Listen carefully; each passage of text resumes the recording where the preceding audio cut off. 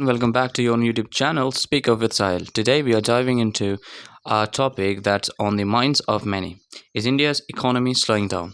With recent news headlines, it's essential to separate fact from fiction. Let's explore what's really happening.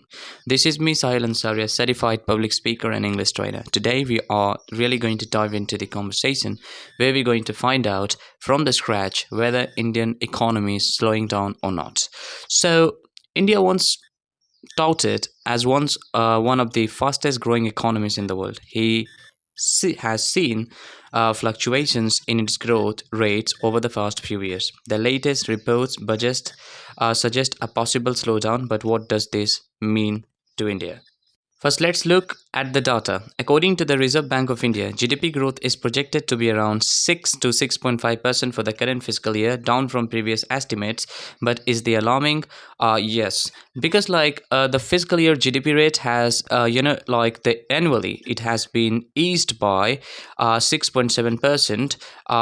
Like compared to the previous year, 7.8% in previous quarter. That is the slowest expansion in more than a year.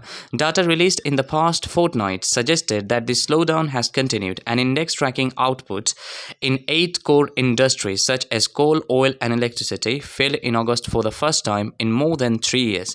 In September, car sales, a proxy for consumption, fell by 90% year on year.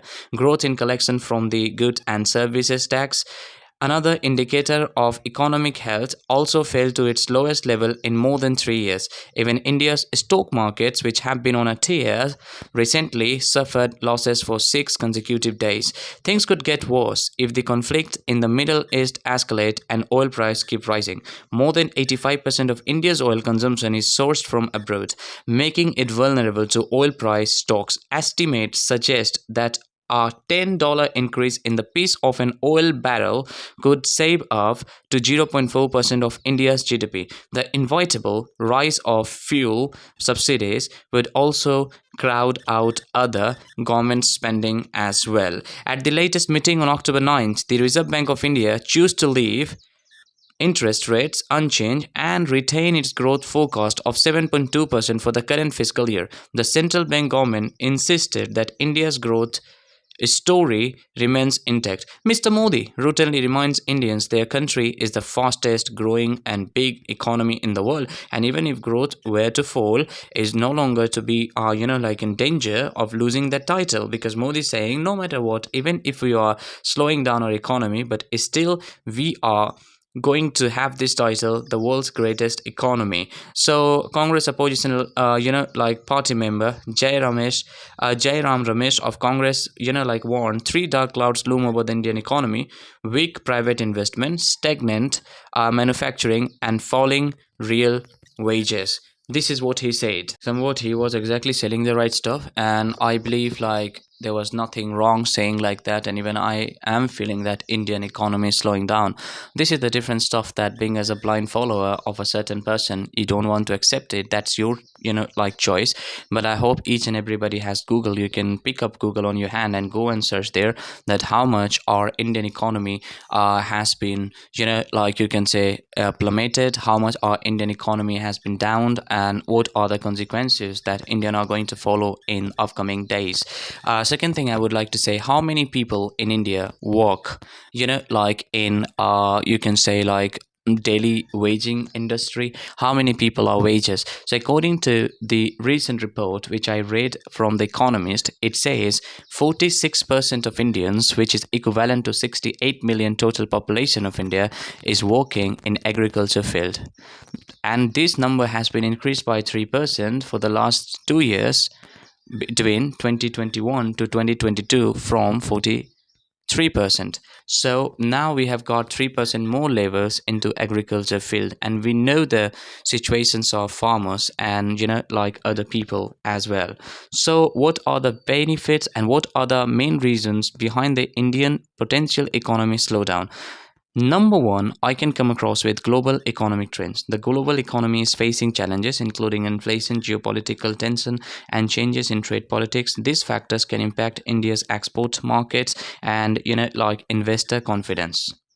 Second one, domestic challenges. India is also grappling with its own issues, such as rising inflation rates and supply chain disruption, which have affected consumer spending and business investment.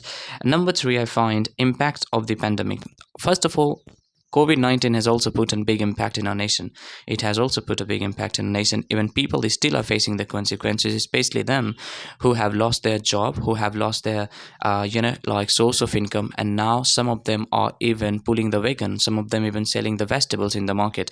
So even I have seen once those who got a good job in corporate world. Some of them are working in somebody's else, like shop in a shopping mall as a part timer, or they are doing something like very very small as far as they're concerned, or in their opinion. In my opinion it is not. But by the way, like, just imagine if you are a doctor or if you're an engineer and suddenly due to COVID-19 you had to leave your job, and then you were forced to work in a factory, and then you started selling your own fruits and vegetables on the market by pulling the wagon. You might have seen these things during pandemic, right? Where people lost their jobs, they got the wagon, and they start pulling it out in the middle of the market, and they start selling the vegetables, the thing they never imagined they would have to do when the compulsion come like that. So I think like this is what they are doing, and this is simply they're not made of. According to me, this is what I think. But it's not all doom and gloom. India still has several strains that could help navigate this slowdown. Number one, demographic dividend. India has a young population that can drive innovation and consumption. It can only happen when Indian youth will stop running behind the government job and will start focusing on innovation or invention, so they can invent something new by themselves, and still they can start something by themselves. They will be self-reliant. That's how India's economy is going to boom. Either it's very hard for us to just literally boom, or skyrocketing the economy of our nation. Because youth of China and youth in Japan, just compare them with our nations. What are these people?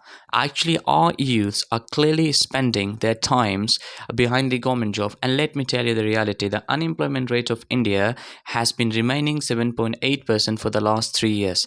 Neither it has decreased nor it has increased even at 0.1%. So the way you were being employing in the same process or in the same speed, you are getting employed now this year as well. Number one, a government initiative. So the Indian government has introduced various reforms aimed to boosting like investment, improving infrastructure, enhancing ease of doing business, initiative like Make in India and such things. But like, I believe like the huge population of India stays in a village. I would say 50 plus population. I don't have data, but I'm just estimating. Maybe 50% plus Indian population stay in rural area, in village, or maybe in some of the very small towns where these things cannot be reaching them. It's not reaching them, and they are not aware of these benefits of, like, like Make in India, this program or those program. So they have got no idea about these programs and at all. So I think the government must be helping them to understand the programs. They should hire somebody who can go door to door, or maybe at least a TV program, and via the through TV program they can televise some of the important government schemes through an actor or through a famous person, so people will able to like understand that. So now I want to hear from you. What are your thoughts on India's economy outlook? Are you optimistic about the future? Let us know in the comment below. Don't forget to like this video, subscribe to my channel, or many more things. You can say it with your loved ones or somebody, and hit the bell icon for notifications. Thanks for watching, and see you in the next video.